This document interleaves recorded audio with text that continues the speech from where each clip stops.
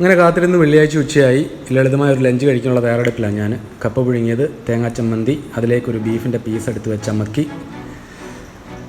അങ്ങനെ കഴിക്കുമ്പോൾ ഒരു വല്ലാത്ത ഫീലാണ്, സൂപ്പർ കോമ്പിനേഷനാണ്. അപ്പോൾ കപ്പ തീരുന്നിടം വരെ നമ്മളിത് കണ്ടിന്യൂ ചെയ്യും. എനിക്ക് വളരെ ഇഷ്ടമുള്ളൊരു പരിപാടിയാണ്, നല്ല രസമാണ്. അങ്ങനെ കപ്പയുടെയും ബീഫിൻ്റെയും കാര്യത്തിൽ ഒരു തീരുമാനമായി. അതിനുശേഷം ലാപ്ടോപ്പിനെ ഒരു പുച്ഛത്തോടെ നോക്കി.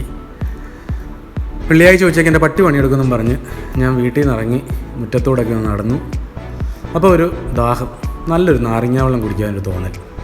ശരി, വീട്ടിലിരുന്ന സാധനങ്ങളൊക്കെ പറക്കിയെടുത്തു. നാരങ്ങ, ഉപ്പ്, ഇഞ്ചി, ബ്രൗൺ ഷുഗർ, പിന്നെ ഫ്രിഡ്ജിൽ നിന്നൊരു സോഡ കിട്ടി,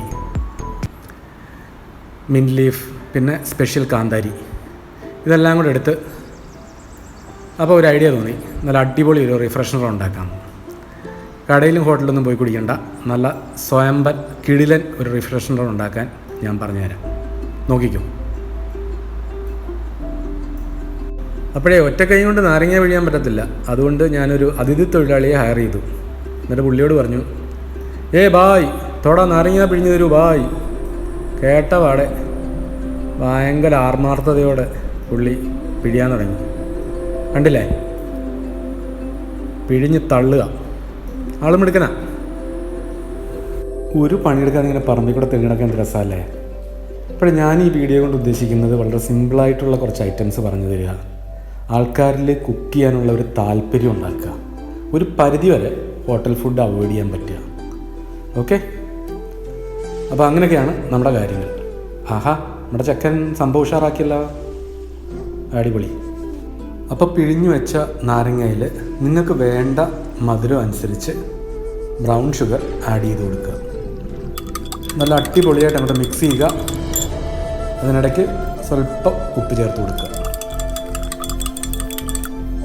അപ്പോൾ വൃത്തിയാക്കി വെച്ചേക്കുന്ന ഇഞ്ചി, മിൻറ്റ് ലീഫ്, കാന്താരി മുളക്, ഇത് മൂന്നൂടെ ചേർത്ത് അരച്ചെടുക്കുക. പറക്കിയിട്ടും തീരുന്നില്ല, കണ്ടില്ലേ, ഒറ്റക്കൈ കൊണ്ടുള്ള പ്രയോഗമാണ്. ഒരു കൈ ഒടിഞ്ഞപ്പോഴാണ് എനിക്ക് മനസ്സിലായത് നമ്മുടെ ശരീരത്തെ ചെറുതും വലുതുമായിട്ടുള്ള ഓരോ ഓർഗൻസും എത്രമാത്രം ഇമ്പോർട്ടൻ്റ് ആണെന്ന്. അതുകൊണ്ട് സുഹൃത്തുക്കളെ, നമ്മുടെ കയ്യിലിരിപ്പ് കൊണ്ടോ സ്വഭാവം കൊണ്ടോ ഫുഡ് ഹാബിറ്റ്സ് കൊണ്ടോ നമ്മുടെ ഒരു സ്പെയർ പാർട്സും നമ്മൾ നശിപ്പിക്കരുത്. എല്ലാത്തിനും അതിൻ്റേതായ ഇമ്പോർട്ടൻസ് ഉണ്ട്. ഓക്കെ, അപ്പോൾ നല്ലതായിട്ട് ചതച്ചെടുക്കുക.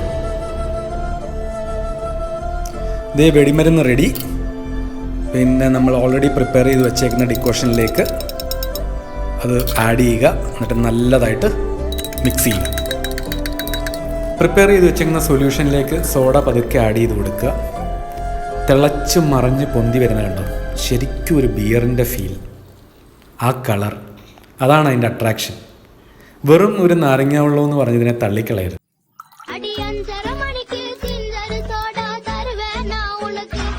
ഒരു നാരങ്ങ വെള്ളം കാച്ചിയാലോ, ഉപ്പിട്ട ഒരു നാരങ്ങ വെള്ളം. ഇത് കുടിച്ചു കഴിഞ്ഞാൽ ഭയങ്കര എനർജി ഫീൽ ചെയ്യും, ഒരു 2.5 HP മോട്ടർ ഫിറ്റ് ചെയ്ത പോലെ. അപ്പോൾ NH-നടുത്ത് താമസിക്കുന്നവർ സൂക്ഷിക്കുക. കുടിച്ചതിന് ശേഷം ഇറങ്ങി ഓടി വണ്ടിക്ക് അടവെക്കരുത്. ഓക്കെ, തീർച്ചയായിട്ടും നിങ്ങളിത് കുടിച്ചാൽ ഹാപ്പിയാവും, ഞാൻ ഗ്യാരണ്ടി. പിന്നെ ലവൻ്റെ കൂടെ സ്വല്പം പ്ലെയിൻ വോഡ്ക്കയും കൂടെ ചേർത്താലുണ്ടല്ലോ, എൻ്റെ അമ്മച്ചിയാണ് നമ്മൾ ഇത്രയും നാൾ കുടിച്ച കോക്ടെയിലും മോക്ടെയിലും ഒക്കെ നമ്മൾ വലിച്ചെറിയും.